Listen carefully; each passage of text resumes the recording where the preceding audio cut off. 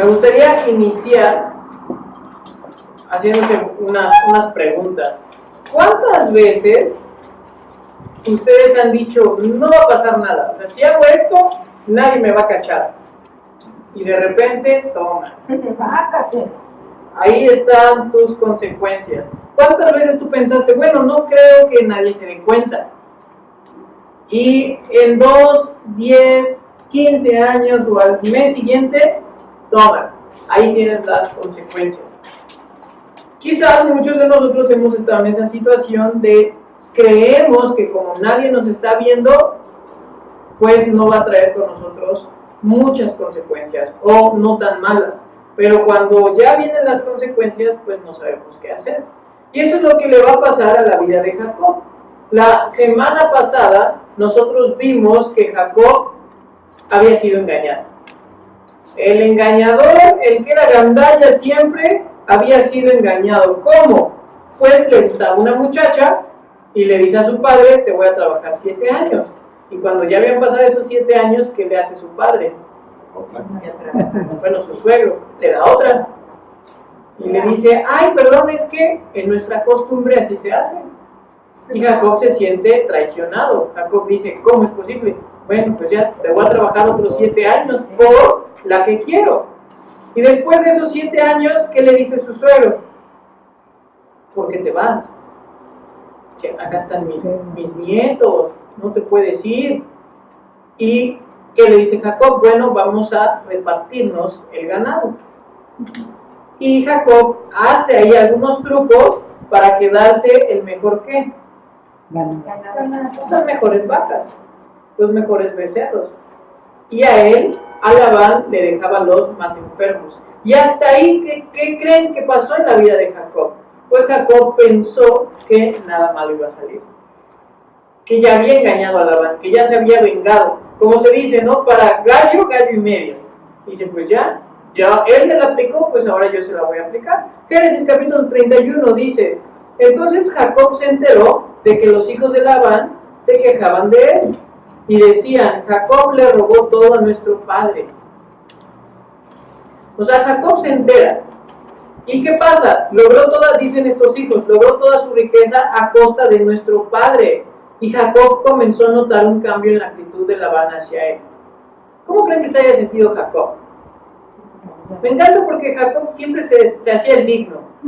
¿Ustedes conocen personas que para todos se indignan? Para cualquier cosa es como, ay, todo a mí, ¿por qué nadie me quiere? ¿Por qué? O sea, Jacob había hecho cosas malas. Los hijos de Labán estaban diciendo mentiras de Jacob, que le había robado a su padre, que había sido rico por él. No, era la verdad. Pero Jacob dice, ay, ¿por qué cambia su actitud Labán? Nos damos cuenta que no solo en México pasa que la gente se cree que merece todo, uno, o que no le puedes decir nada, y también que desde este tiempo ya la gente era aprovechada. Más lo vemos en nuestra cultura, ¿no? Hay dichos que dicen, pues si no tranzas, pues no avanzas. Y así se ve en todos lados. ¿Quieres obtener un buen puesto? Pues tienes que pasar por todos. A alguien le tienes que poner el pie. Y no era algo nuevo, era algo que estaba pasando en la vida de Jacob. Cambia la actitud, versículo 3, entonces el Señor le dijo a Jacob, regresa a la tierra de tu padre y de tu abuelo y tus parientes de allí, y yo estaré contigo. Ya habíamos visto esta misma situación antes. ¿Recuerdan en dónde?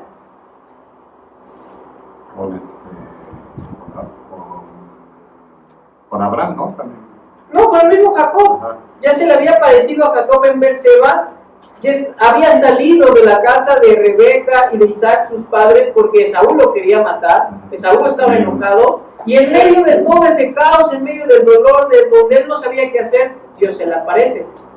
Ahí en Betel.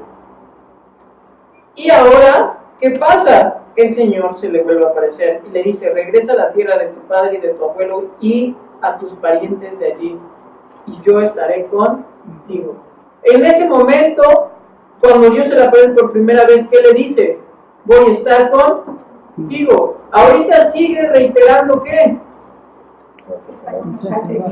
que está con nosotros. Muchas veces creemos en el Dios de la Biblia, pero no le creemos al Dios de la Biblia. Él puede hacer cosas, de las cosas viejas y sucias, cosas nuevas. ¿Será cierto, Dios, que tú puedes cambiar mi carácter? ¿Será cierto, Dios, que puedes cambiar a esa persona? ¿Será cierto, Dios, que tú me quieres bendecir? Porque todo me pasa malo. ¿Será cierto que tú vas a estar conmigo? ¿Será cierto que tú me vas a dar paz? Dudamos. Y es lo que Dios le estaba mostrando a Jacob. Te dije que iba a estar contigo y ahorita te lo reitero. Versículo 4. Entonces Jacob mandó a llamar a Raquel y a Lea al campo donde él cuidaba el rebaño. Y les dijo, noto un cambio en la actitud de su padre hacia mí, pero el Dios de mi padre ha estado conmigo. Ustedes saben con cuánto esfuerzo trabajé para su padre. Sin embargo, me ha estafado, cambiando mi salario 10 veces. Muchos creen que aquí hace una figura de lenguaje, una hipérbole, ¿no? Como que exagera. Pero otros creen que en verdad Labán, si recuerdan, le dice, dime el precio, ¿no? ¿Qué es lo que tú quieres ganar mientras estás trabajando conmigo? Y bueno, él dice 7 años por Raquel. Y después le dice, bueno, otros 7 años ya me diste a Lea, pero te lo sigo trabajando otros 7 años por la misma, por Raquel. Pero se quedó quizás otros 7, 8 años más. Y Jacob dice que había sido estafado. Pregunto, ¿cuántas veces él no estafó a su familia? Mínimo registradas 2. ¿No le gusta lo que él hace? ¿Cuántas veces nosotros nos quejamos por algo que nosotros hacemos? Y se los vuelvo a repetir, no es nada raro, no es nada nuevo, no es solo hecho en México, sino pasa con Jacob. ¿Por qué? Porque el problema es nuestro corazón. Pero Dios no le ha permitido que me haga ningún daño. Versículo 8. Pues si él decía, los animales manchados serán tu salario, todo el rebaño comenzaba a dar crías manchadas. Cuando él cambiaba de opinión y decía, los animales rayados serán tu salario, entonces todo el rebaño producirá aquí crías rayadas. Pero eso es en verdad lo que estaba pasando. No es que las crías salían manchadas o rayadas, sino que Jacob provocaba eso. O sea, aquí Jacob estaba chantajeando a sus esposas para decir, vean cómo es lo mal que me tratan. Versículo 9, de esa manera Dios ha tomado los animales de su padre y me los ha entregado a mí. Muchas veces vamos a ver o vamos a creer que Dios nos está bendiciendo, pero simplemente nosotros estamos prolongando nuestro sufrimiento, porque son ganancias o son cosas que adquirimos por malas cosas, por malos tratos. Versículo 10. En una ocasión, durante la época de apareamiento, tuve un sueño y vi que los chivos que se apareaban con las hembras eran rayados, manchados y moteados. Y en mi sueño el ángel de Dios me dijo, Jacob, y yo respondí, sí, aquí estoy. El ángel dijo, levanta la vista y verás que solamente los machos rayados, manchados y moteados se aparean con las hembras de tu rebaño. Pues he visto el modo en que Labán te ha tratado. Yo soy el Dios que se te apareció en Betel, el lugar donde ungiste la columna de piedra y me hiciste el voto. Ahora prepárate, sal de este país y regresa a la tierra donde naciste. Entonces empieza a decir unas medias verdades. Versículo 14, Raquel y Lea respondieron, por nuestra parte está bien. De todos modos, nosotras no heredaremos nada de las riquezas de nuestro padre. ¿Por qué no? Que eran mujeres, ¿no? Aparte, estaban los hijos de Labán, ¿no? Versículo 15. Él ha reducido nuestros derechos a los mismos que tienen las mujeres extranjeras y después de habernos vendido, derrochó el dinero que tú le pagaste por nosotros. Ellas dicen, no nos toca nada porque él nunca nos vio como hijas, nos vio como mercancía. Y ellas se sentían humilladas. Y ellas dicen, pues ya, vámonos. ¿Por qué? Porque lo que tú le diste por nosotras, o sea, por esa transacción, ya lo gastó. Versículo 16, toda la riqueza que Dios le ha quitado a nuestro Padre y te ha dado a ti, nos pertenece legalmente a nosotras. ¿Por qué? Porque son las esposas de Jacob. Así que adelante, haz todo lo que Dios te ha dicho. Versículo 17, entonces Jacob hizo que sus esposas y sus hijos subieran a los camellos y puso en marcha a todos sus animales, reunió todas las pertenencias que había adquirido en Padán Aram y salió hacia la tierra de Canaán, donde vivía su padre Isaac. En el momento de partir, Labán estaba lejos esquilando sus ovejas, así que Raquel robó los ídolos de familia de su padre y los llevó consigo.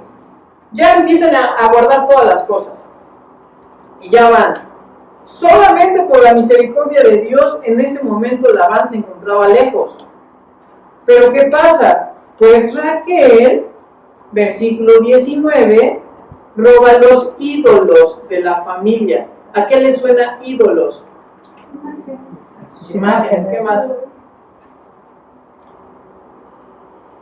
¿Qué más? A sus imágenes que adoraban. Bultos, ¿qué más? Cerca. En el Antiguo Oriente tenían algo llamado terafín.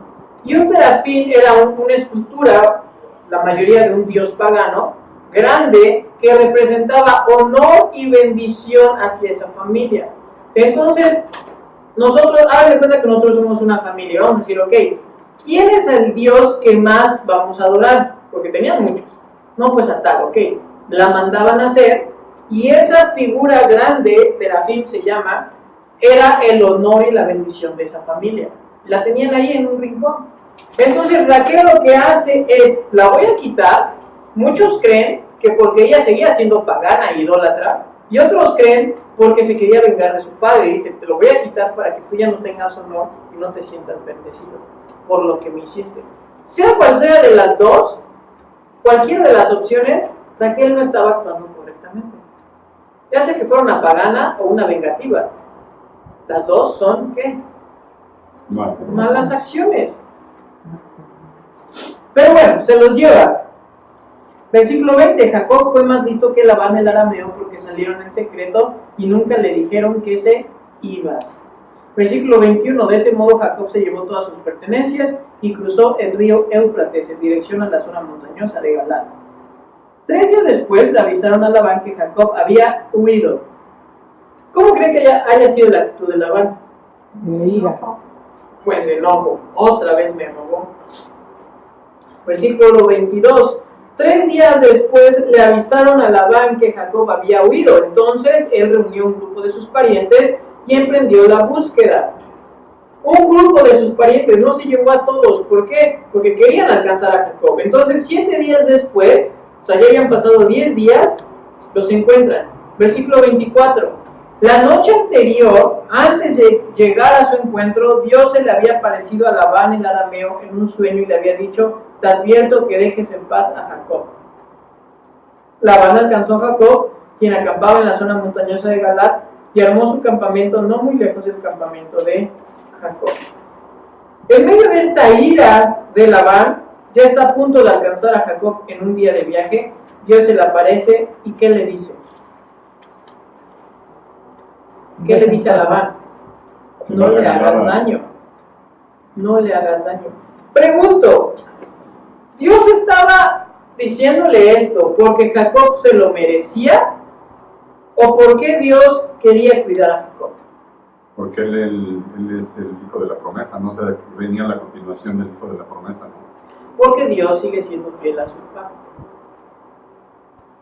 Por eso, Dios muestra su misericordia. Jacob no se merecía nada, nada. Eso es algo que explota mi cabeza. Si Jacob era lo peor, ¿por qué Dios lo estaba cuidando?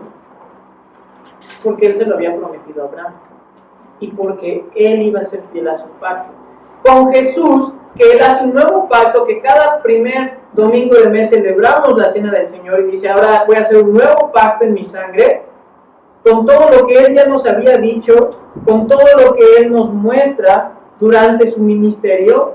Entonces, él, ¿qué pasa? Él lo va a cumplir, va a regresar, va a estar con nosotros, nos va a amar hasta el fin, nos va a perdonar, etc. ¿Por qué? Porque vemos que Dios es fiel.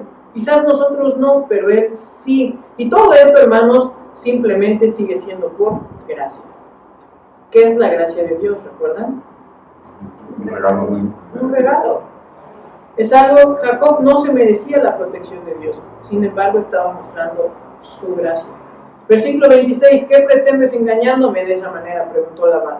¿Cómo te atreves a llevarte a mis hijas como si fueran prisioneras de guerra? Uy, o sea, perdón, Labán, ¿no? Pero tú las vendiste. y ahora me hablas de moral, ahora me hablas de que me las llevé. O sea, tanto Labán como Jacob, ambos eran el uno para el otro. Le molestaba la actitud del otro, pero esa misma persona era igual. Versículo 27, ¿por qué huiste en secreto? ¿Por qué me engañaste? ¿Por qué no me dijiste que querías marcharte? Yo te había hecho una fiesta de despedida con cánticos y música al son de panderetas y arpas. ¿Por qué no me dejaste besar a mis hijas y mis nietos y despedirme de ellos? Has actuado como un necio. Yo podría destruirte, pero el Dios de tu padre se me apareció anoche y me advirtió, deja en paz a Jacob. ¡Ojo! Labán le dice, ¿el Dios de tu qué? Porque Jacob, ¿qué pasaba con Jacob? Jacob era como Abraham al principio. Muestra que ya algo va creciendo y ¿qué pasa? Un capítulo después, lo mismo, peor. Así lo mismo de Jacob. Nomás no le creía el 20, nomás no creía. Jacob seguía con sus ganas de solamente satisfacer sus necesidades y el poder tener una ventaja sobre otros. Versículo 30, puedo entender que sientas que debes irte y anhelas intensamente la casa de tu padre, pero porque robaste mis dioses. Ahí está el detalle ahora sí. No era porque se quería despedir de sus nietos, no era porque extrañaba a sus hijas. Los fue a buscar, ¿por qué? Porque no tenía dignidad. Sentía que algo le faltaba. ¿Dónde estaban sus dioses? Su Dios que le daba su honor y la bendición. Le dice, ¿por qué me los robaste?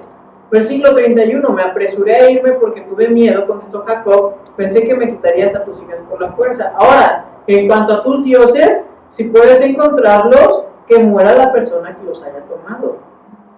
O sea, Jacob, pues no sabía, nadie le dijo nada. Y dice Jacob, ¿sabes qué? Yo no lo hice. Y si yo no lo hice, pues que muera. ¿Se dan cuenta cómo Jacob es muy egoísta? Jacob no dice, oye, pues vamos a buscarlos y si alguien hizo esto, pues déjame yo pagarte la falta o algo. No, dice, pues yo no los robé, pero si hay alguien que los tuvo, ¿qué pasa? Pues que se muera. Si encuentras alguna otra cosa que te pertenezca, identifícala delante de estos parientes nuestros y yo te la devolveré. Pero Jacob no sabía que Raquel había robado los ídolos de la familia. Versículo 33. Labán fue a buscar primero en la carpa de Jacob, luego entró en la de Lea y después buscó en las carpas de las dos esposas esclavas, pero no encontró nada. Por último fue a la carpa de Raquel, pero Raquel había tomado los ídolos y los había escondido en las monturas de su camello y estaba sentada encima de ellos. Cuando Labán terminó de buscar en cada rincón de la carpa sin encontrarlos, ella le dijo a su padre, por favor perdone mi señor si no me levanto ante usted, que es que estoy con mi periodo menstrual. Labán pues continuó su búsqueda, pero no pudo encontrar los ídolos de familia. Lo que platicábamos la semana pasada, ¿quién era la indicada para Jacob? ¿Lea o Raquel? Lea. Por la actitud de Raquel, no era la indicada. Y aquí lo vemos, ¿por qué? Pero ¿qué pasa? Jacob se apresura y la ve y dice, pues ya, de aquí soy. Y le gusta más. Y por eso tiene todo este enredo. Tanto es así que su mala decisión lo tiene aquí, en una mentira. Todo lo que vivía Jacob era una mentira. Versículo 36. Entonces Jacob se enojó mucho y desafió a Labán. ¿Cuál es mi delito?, preguntó él. ¿Qué mal he hecho para que me persigas como si fuera un criminal? Has registrado todas mis pertenencias. Muéstrame ahora lo que hayas encontrado que sea tuyo. Ponlo aquí delante de nosotros a la vista de nuestros parientes para que todos los vean, que ellos juzguen entre nosotros. O sea, todavía que le roba a Labán de su ganado, ahora otra vez se siente el digno de que cómo es posible que ahora le digan ladrón. Imagínense, el que en verdad había robado se ponía egoísta o tenía una actitud de ¿por qué le dicen ladrón? Vean, quiero que por favor vean cómo era Jacob, porque vamos a ver cómo Dios tiene que tratar con él. ¿Por qué? Porque Dios a quien llama lo va a cambiar, lo va a transformar. Versículo 38, durante 20 años he estado contigo, cuidando de tus rebaños. En todo ese tiempo tus ovejas y tus cabras nunca abortaron. En todos esos años nunca tomé ni un solo carnero tuyo para comérmelo. Si alguno de ellos era atacado por animales salvajes y moría, yo nunca te mostraba el cadáver ni te pedía que lo descontaras de tu rebaño. No. Yo mismo me hacía cargo de la pérdida. Tú me hacías pagar por cada animal robado, ya fuera plena luz del día o en la oscuridad de la noche. Trabajé para ti bajo el sofocante calor del día y en el frío de la noche sin dormir. Sí, durante 20 años trabajé como un esclavo de tu casa. Trabajé 14 años para ganarme a tus 2 hijas y después 6 años más por tu rebaño. Y cambiaste mi salario 10 veces. En realidad, si el Dios de mi padre no hubiera estado de mi parte, el Dios de Abraham y el temible Dios de Isaac, tú me habrías despedido con manos vacías. Pero Dios ha visto tu abuso y mi arduo trabajo, por eso se te apareció anoche y te reprendió. ¿Dios había visto la obra de Jacob o Dios había tenido misericordia de Jacob? Jacob dice, Dios ha visto. Hermanos, muchas veces nuestra actitud es como la de Jacob. Dios, ¿estás viendo que nomás no doy una? Porque otra vez sufro. Dios, ¿estás viendo que me estoy esforzando? Le doy a todos los niños de las esquinas que me piden dinero y me tratas mal. Es la misma actitud que muchos de nosotros tenemos, como si nuestros méritos, ya sean buenos o malos, Dios tiene que ¿qué? Que premiarlos o no premiarlos. No hacernos cambiar, sino si hago cosas buenas, pues me debes algo, Dios. Ahí te tengo mi lista, ¿no? De cuántas me debes. Y es la misma actitud de Jacob. Jacob dice, Dios ha visto mi trabajo, Dios ha visto cuánto tú has abusado de mí, por eso se te apareció y te reprendió, no. Hermanos, chequen esto, una incorrecta teología, una incorrecta pensamiento de qué es Dios, nos va a llevar a una vida de fracasos y tristezas. Si nuestra teología no es correcta, si nuestro pensamiento no está centrado en Dios, todo lo que veamos o lo que nos pase, le vamos a echar la culpa a Él. Y eso es lo que pasaba con Jacob. Jacob no creía en el Dios de Abraham y de Isaac. Versículo 43. Entonces Labán respondió a Jacob, esas mujeres son mis hijas, esos niños son mis nietos, y esos rebaños son mis rebaños. De hecho, todo lo que ves es mío. Pero, ¿qué puedo hacer ahora respecto a mis hijas y a mis nietos? Así que hagamos un pacto, tú y yo, y ese pacto será un testimonio de nuestro compromiso. Entonces Jacob tomó una piedra y la erigió como una columna conmemorativa, y dijo a los miembros de su familia, recojan algunas piedras. Entonces ellos juntaron piedras y las apilaron. Luego Jacob y Labán se sentaron junto al montículo de piedras y compartieron una comida para celebrar el pacto, con el fin de conmemorar el suceso. Labán llamó a aquel lugar Yehar Sahaduta, que significa montículo del testimonio en arameo. Y Jacob lo llamó Galad, que significa montículo del testimonio, pero en hebreo. Entonces Labán declaró, ese montículo de piedras quedará como testimonio para recordarnos el pacto que hemos hecho hoy. Esto explica por qué ese lugar fue llamado Galad, montículo del testimonio. Pero también se le llamó Mizpa, que significa torre de vigilancia. Pues Labán dijo que el Señor nos vigila a los dos para cerciorarse de que guardemos este pacto cuando estemos lejos el uno del otro. Si tú maltratas a mis hijas o te casas con otras mujeres, Dios lo verá, aunque nadie más lo vea. Él es testigo de este pacto entre nosotros. Aquí ellos entienden que Dios está en todos los lugares. Por eso Él dice, Él lo va a ver. Aunque nosotros pensamos que no va a pasar nada, Él lo va a ver. Por eso es mis preguntas al principio. ¿Cuántas veces hemos pensado que no va a haber pues malas cosas, malas consecuencias? Y lo hacemos. Pero Dios nos está viendo, Dios está ahí. Y eso es lo que estaba diciendo Labán y Jacob. ¿Y qué pasa? Pues hacen un pacto. Todos felices y contentos. ¿Gracias a quién? ¿A la actitud de Labán? ¿A la actitud de Jacob? ¿O a la gracia de Dios? Si no hubiera sido por Dios, estos cuates se hubieran peleado. ¿De dónde o qué mal o de qué riesgo Dios nos ha rescatado?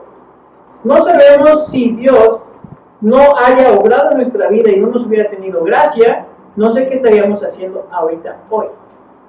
Quizás ni estaríamos vivos. Quizás estaríamos en malas cosas. pero Dios estaba poniendo paz en medio de ellos. Versículo 54. Luego Jacob ofreció un sacrificio a Dios allí en el monte e invitó a todos un banquete para celebrar el pacto. Después de comer pasaron la noche en el monte. Después de todo esto, Jacob dice, como que era costumbre de mi padre y de mi abuelo hacer un altar. Pues voy a sacrificar algo para Dios, porque era lo que yo veía que hacían mis padres. Pues lo voy a hacer. Terminaron, versículo 55, Labán se levantó temprano a la mañana siguiente, besó a sus nietos y a sus hijas y los bendijo, después se marchó y regresó a su casa. Cuando Jacob emprendió nuevamente su viaje, llegaron ángeles de Dios a encontrarse con él. Al verlos, Jacob exclamó, este es el campamento de Dios, por eso llamaron a aquel lugar Mahanaim. En medio de todo este dolor, en medio de todo este enredo y ahora de la paz, Dios manda ángeles a Jacob para volverle a ¿qué? Confirmar que Dios está con él. 3 veces ya Dios le ha dicho, voy a estar contigo. Yo soy el que te salva siempre tu pellejo. Ahí estoy yo. ¿Cuántas veces, hermanos, necesitamos que Dios nos diga las cosas para entender?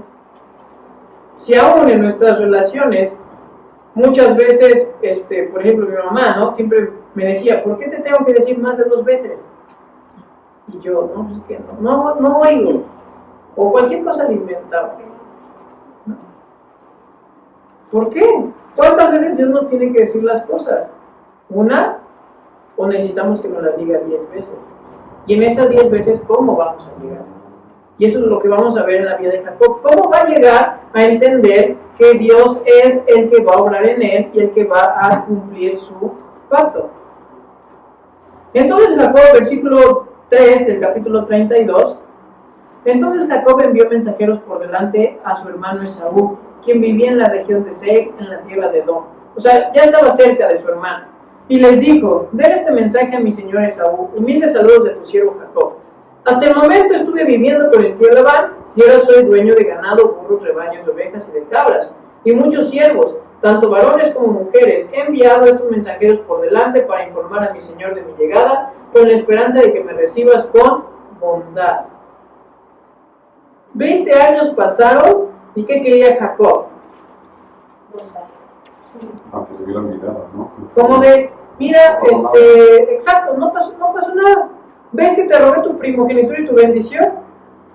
No, Dios estaba obrando. Dios, algo nos quería mostrar Dios.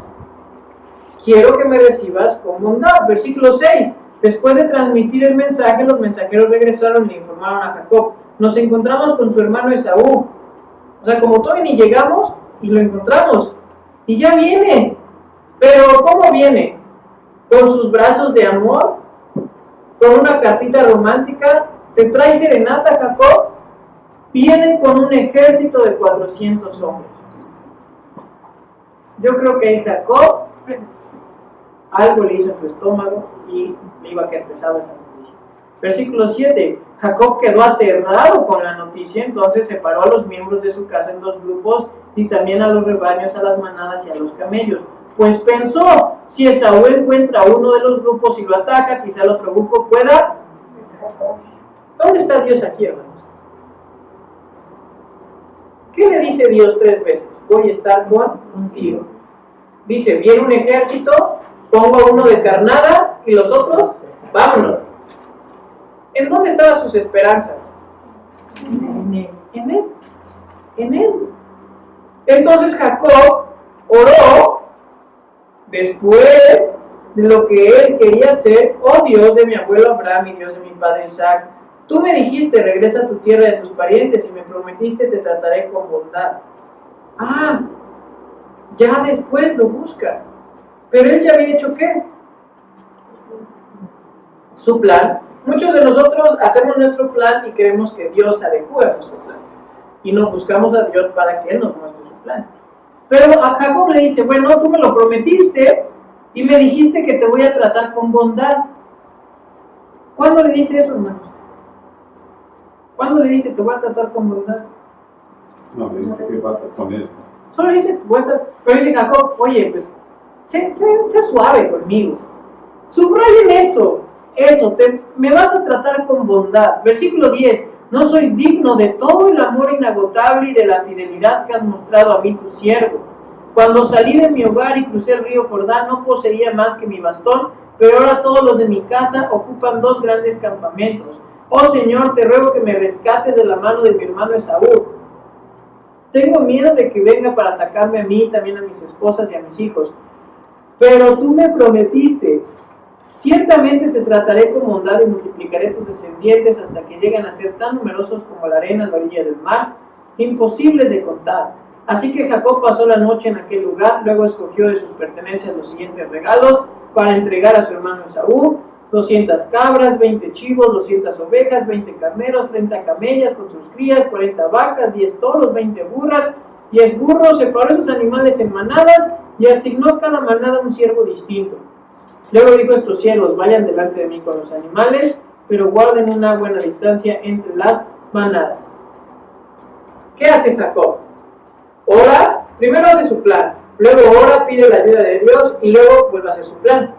Le voy a dar regalos y tal vez con eso Esaú me perdone. Versículo 17, a los hombres que dirigían el primer grupo les dio las siguientes instrucciones: cuando mi hermano Esaú se encuentre con ustedes, él les preguntará de quién son siervos, a dónde van, quién es el dueño. Entonces deben contestar: pertenecen a su servidor Jacob, pero son un regalo para su señor Esaú. Pero él viene detrás de nosotros. Jacob dio las mismas instrucciones a los siervos al cargo del segundo y el tercer grupo. Cuando se encuentren con Esaú deben responder lo mismo y asegurarse de decirle: mire, su servidor Jacob viene detrás de nosotros. Jacob pensó: intentaré apaciguarlo enviando regalos antes de mi llegada, y cuando me encuentre con él en persona quizá me reciba con bondad. O sea, él ora para que Dios lo trate con bondad, pero él solito se contesta, ¿no? Voy a orar, pero ya sé la solución. Dios, te pido que me ayudes con esto, pero ya sé qué voy a hacer. Solamente quiero ver si estás de mi lado. Si estás de mi lado, vamos a trabajar juntos, Dios. Si no, pues cada quien, ¿no? Es lo que estaba pasando con Jacob. Él creía que tenía un plan mejor que Dios. Pero esto es lo que me encanta de nuestro Dios. Versículo 22. Durante la noche, Jacob se levantó, tomó a 2 de sus esposas, a sus 2 mujeres esclavas y sus 11 hijos, y cruzó el río Jaboc con ellos. Después de llevarlos a la otra orilla, hizo pasar todas sus pertenencias. Entonces Jacob se quedó solo en el campamento y llegó un hombre y luchó con él hasta el amanecer. Creyó Jacob que todo iba a ser ¿qué? Fácil, porque todo él lo había tenido como fácil. Era muy fácil engañar, era muy fácil robar. Pero encuentra un hombre y lucha. Cuando el hombre vio que no ganaría el combate, tocó la cadera de Jacob y la dislocó. Luego el hombre le dijo: déjame ir, pues ya amanece. ¿Y qué le dice Jacob? No te dejaré ir a menos que me bendigas. Me encanta porque en este relato se ve que el ángel de Jehová, el ángel de Dios, estaba luchando con Jacob. ¿En qué sentido? ¿Por qué tenía que luchar? ¿Por qué tiene que tocar? Porque me encanta cómo Moisés lo dice, ¿no? Cuando el hombre vio que no ganaría el combate, tocó la cadera de Jacob. Le hizo creer este ángel a Jacob que él era más fuerte. Le hizo creer que Jacob tenía todo para ganar. ¿Por qué? Porque era lo que siempre él creía, que siempre iba a tener, que siempre iba a ganar. ¿Y qué es lo que pasa? Dios lo lastima y le toca la cadera. Muchos creen que era parte del muslo, del lado donde se carga el arma. ¿Qué le estaba diciendo Dios a Jacob? Tú ahora estás ¿qué? Limitado, desarmado delante de mí. ¿Te crees que vas a ganar? ¿Crees que puedes tener todo? Pero déjame decirte quién es Dios. Jacob le dijo: no me voy a ir hasta que me bendigas. ¿Cómo te llamas?, preguntó el hombre. Jacob, contestó él. ¿Qué pasa con Dios en el huerto de Edén? Ya lo hemos visto, ¿no? Hace 30 capítulos vemos que Dios le dice: ¿dónde estás? Adán, ¿dónde estás? ¿Y qué dice Adán? Se esconde, tiene miedo. Y ahí sale, es que tengo vergüenza. Y aquí este hombre le dice, ¿cómo te llamas? ¿A poco Dios no sabía cómo se llamaba Jacob? Sí. Pero ¿qué le dice? Me llamo Jacob. ¿Qué significaba Jacob? ¿Recuerdan? El que agarra el talón, ¿no? Pero en pocas palabras Jacob significa el suplantador. El que toma y suple algo que no le pertenecía, pero de una manera ilegal. Porque Dios le había dicho ya a Rebeca que el menor iba a ganar, que el mayor iba a servir al menor, pero no en la forma que ahorita estaba. Y entonces Dios lo tiene que tocar. Y le dice el hombre, ¿cómo te llamas? Jacob.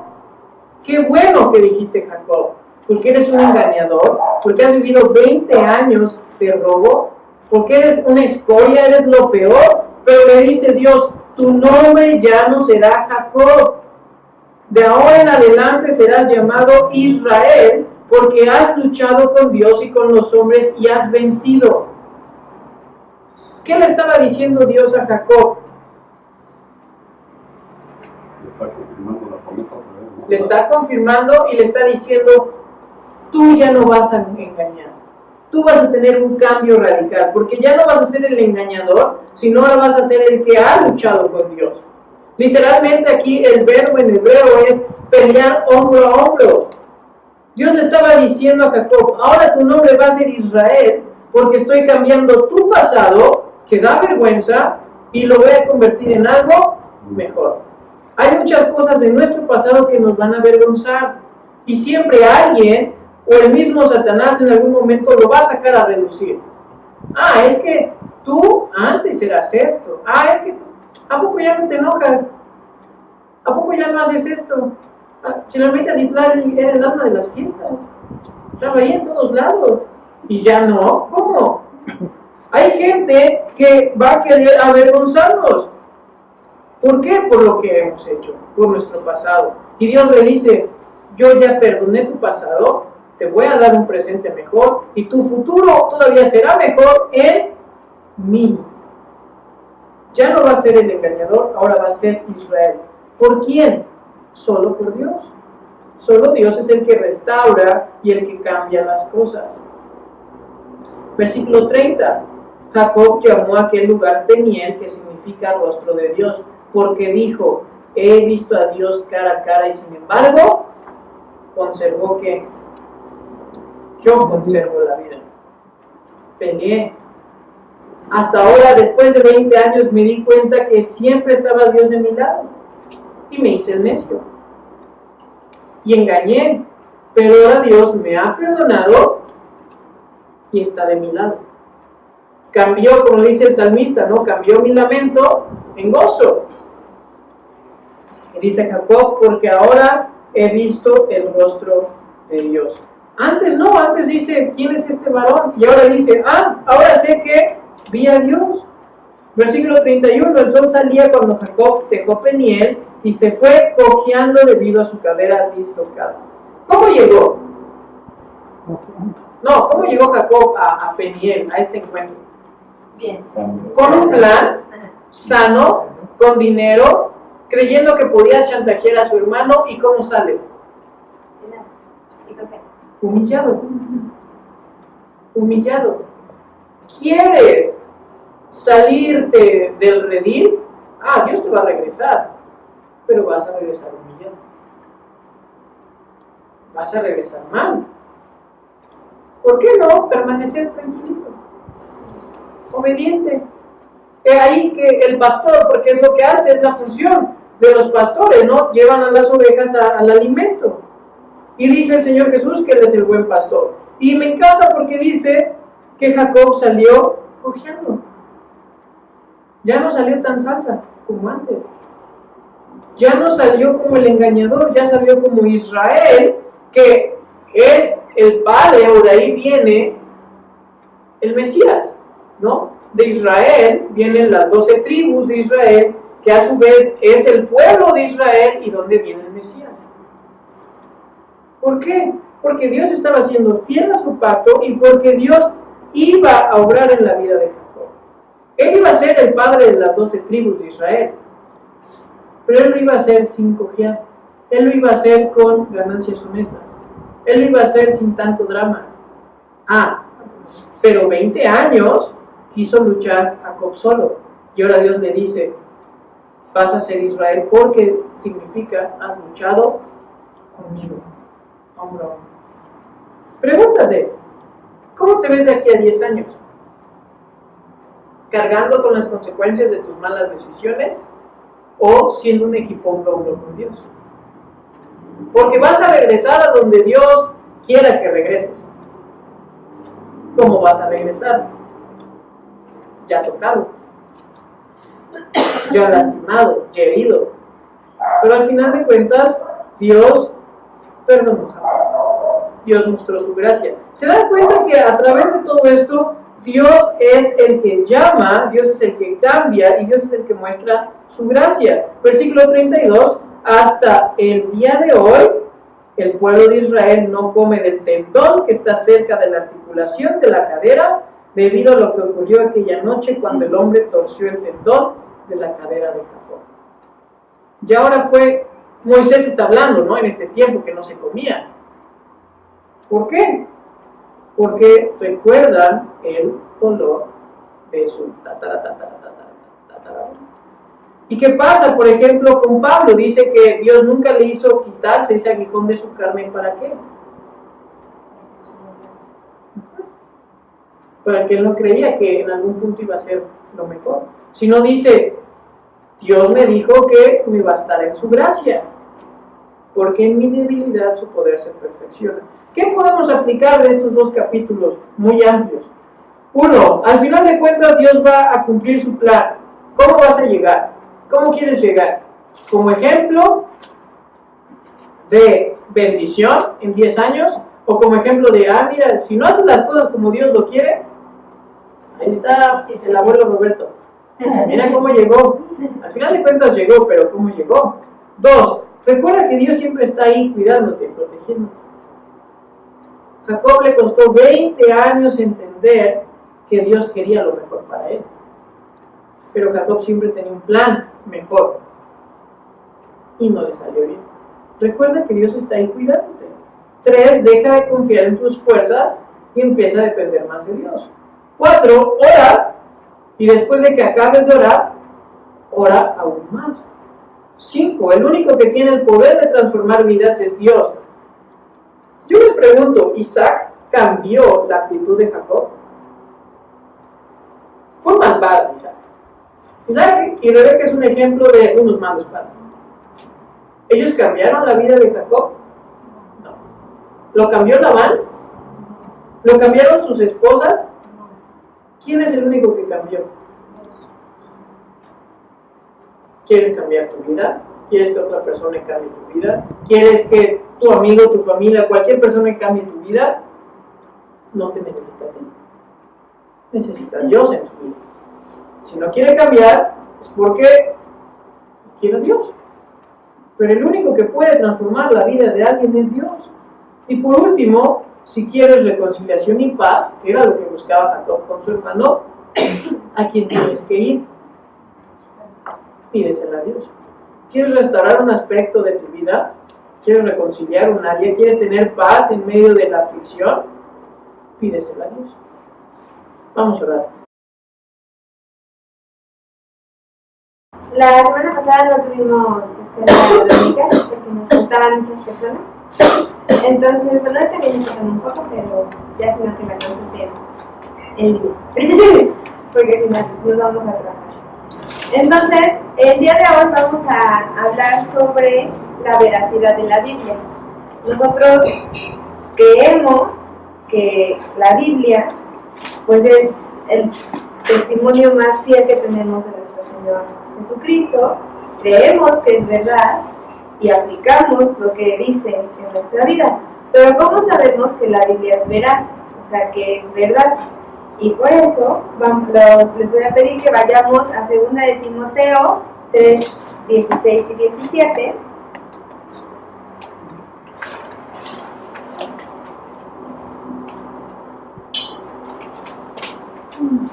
¿Sí? ¿Leemos? ¿No? Sí, no, por favor.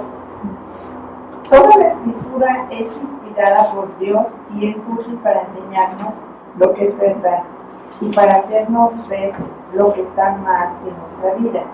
Nos corrige cuando estamos equivocados y nos enseña a hacer lo correcto. Dios la usa para preparar y capacitar a su pueblo para que haga toda buena. Entonces hoy en día ya es muy común que la gente nos cuestione sobre lo que más funciona muchas veces es, pero ¿por qué le crees a la Biblia? O como la Biblia son buenas historias nada más, o como la Biblia es un cuento, o cosas así, ¿no? Entonces lo que vamos a hacer hoy es un poco de algunos argumentos que podemos ocupar para defender la veracidad de la Biblia. Entonces el primer argumento sobre el que vamos a ir es unidad y armonía. Es un libro que muestra una unidad y armonía en todo lo que contiene. Dios comisionó a 40 autores diferentes en todos los ámbitos de la vida. O sea, ya vimos que unos eran pescadores, unos eran maestros, unos eran cobradores, unos eran, o sea, había de todo. Ahí estaba Moisés, había muchos tipos de profesiones. Entonces, 40 autores totalmente diferentes en todos los ámbitos de la vida, en un periodo que comprende 1500 años, en 3 continentes distintos. O sea, no es como, es que todos se reunieron, tuvieron una junta y ahí se hicieron los libros, no.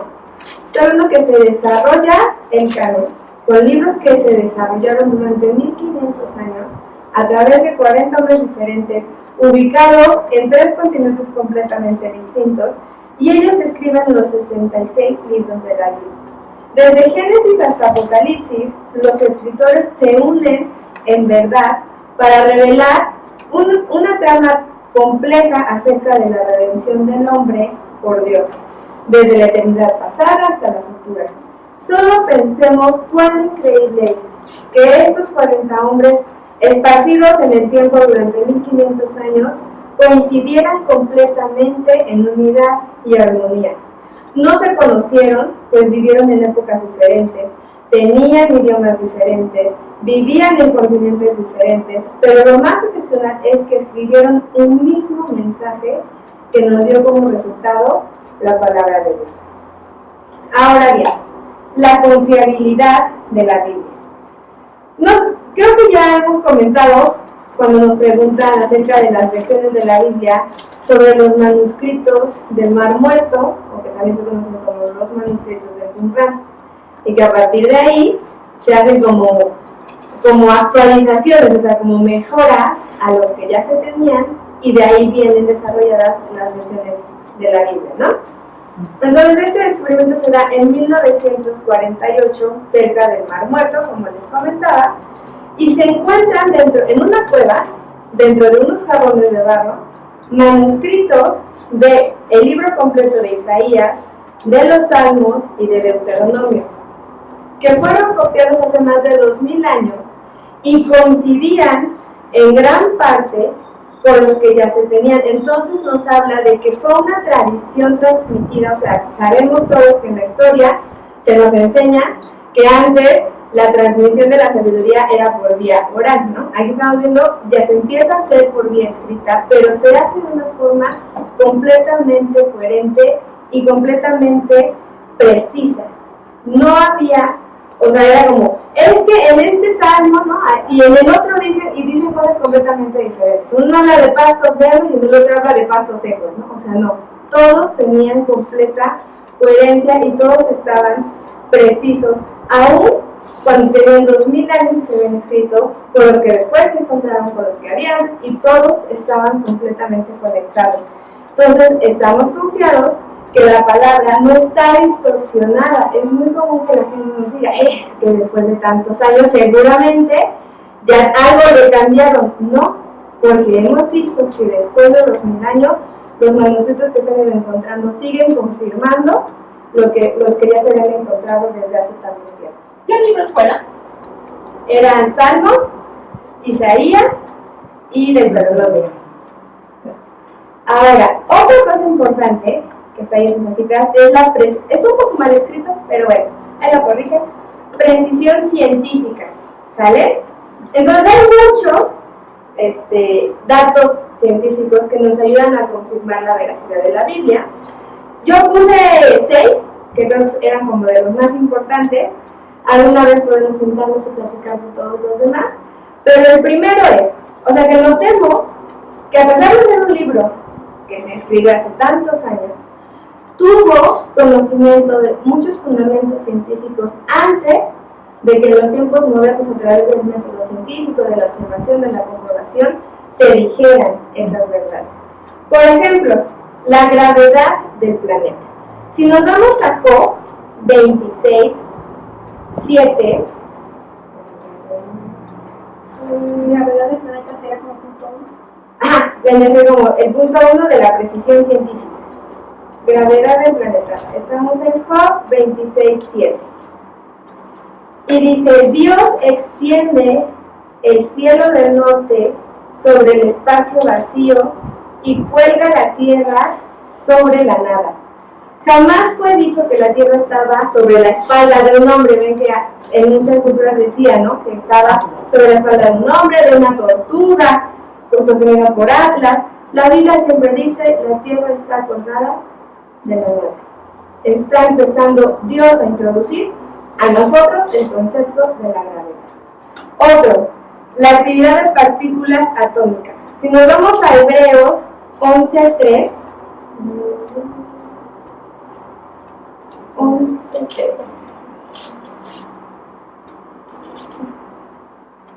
dice, por la fe entendemos que todo el universo fue formado por orden de Dios, de modo que lo que ahora vemos no vino de cosas visibles. Nadie puede ver un átomo a simple vista. Todo viene de cosas no visibles. ¿Quién puede ver las partículas atómicas? Un microscopio muy especializado, no cualquiera, ¿no? Y se hizo, o sea, era una teoría y se comprobó después de muchos años. Todo invisible para nuestros ojos. Las cosas están hechas de cosas que no podemos ver, es lo que dice Hebreos. Este elemento invisible a nuestros ojos, creativo, fue un descubrimiento que el hombre declaró hasta el siglo XIX, los 1800. ¿Hebreos qué, perdón? Hebreos 11.3. Otro, las profundidades de los océanos. Si nos vamos a Jonás,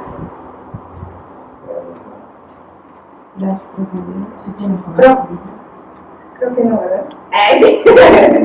Oye, La profundidad de los océanos. la profundidad de los océanos. Ah, pero hay otra antes, que eso no tiene versículo.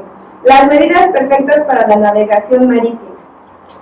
Eso lo hemos estado estudiando, lo estudiamos hace un par de meses. Es el arca de Noé, a lo que nos estamos refiriendo.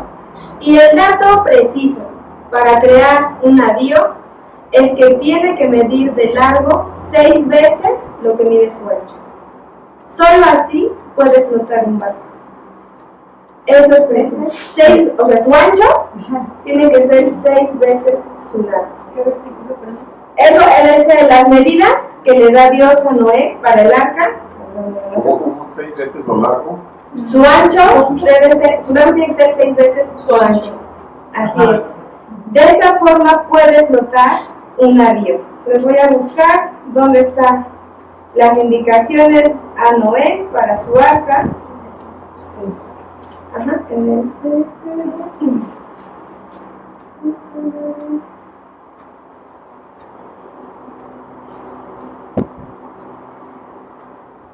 es 6.14. 6.14 a 16. Ahí vienen las medidas que le da el Señor, Dios a Noé, y coincide con este principio de que los barcos pueden flotar únicamente si tienen esas medidas. Ahora sí, la profundidad de los océanos. Aquí está. Jonás 2, 5 y 6. Dice, ¿todos saben quién es Jonás? ¿Ubican quién es Jonás? Aquí en Celdo. Jonás 2. Jonás 2, 5 y 6. Dice, me hundí bajo las olas y las aguas se cerraron sobre mí. Las algas se enredaban en mi cabeza. Me hundí hasta las raíces de las montañas. Me quedé preso en la tierra cuyas puertas se cierran para siempre. Pero tú, oh Señor mi Dios, me arrebataste de las garras de la muerte. Entonces aquí está hablando de montañas dentro del mar. Que en el tiempo de Jonás era imposible saber cómo estaba compuesto el mar por abajo, a profundidades que todavía, incluso hoy en día, no conocemos. Sin embargo, a medida que ha pasado el tiempo, que han podido desarrollar submarinos, pero de esos que no circula la gente, para que bajen a una presión de 6.000 libras por pulgada, que resistan la presión del agua, ven la formación de montañas y volcanes debajo del mar. Entonces, todo lo que nosotros tenemos que hacer científicamente para comprobarlo, Dios, desde que está la historia de Jonás, ya se estaba revelando. Otro, la redondez del planeta. Ustedes se acuerdan cuando descubrieron América, ¿cuál era el pensamiento? Que la Tierra era plana, que la Tierra era plana. Y eso fue en los 1400, ¿sale? Entonces, la redondez del planeta, vámonos a Isaías 40:22. Y ahí dice: Dios se sienta sobre el círculo de la tierra.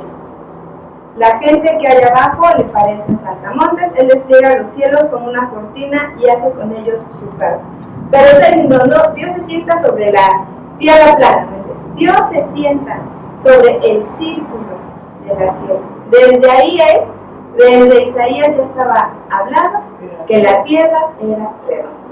Cuando de los 1500, 1600, 1700 nos tomó saber la teoría de que la tierra era redonda, y otros años más comprobar que la tierra era redonda. La ley de la termodinámica. Isaías 51:6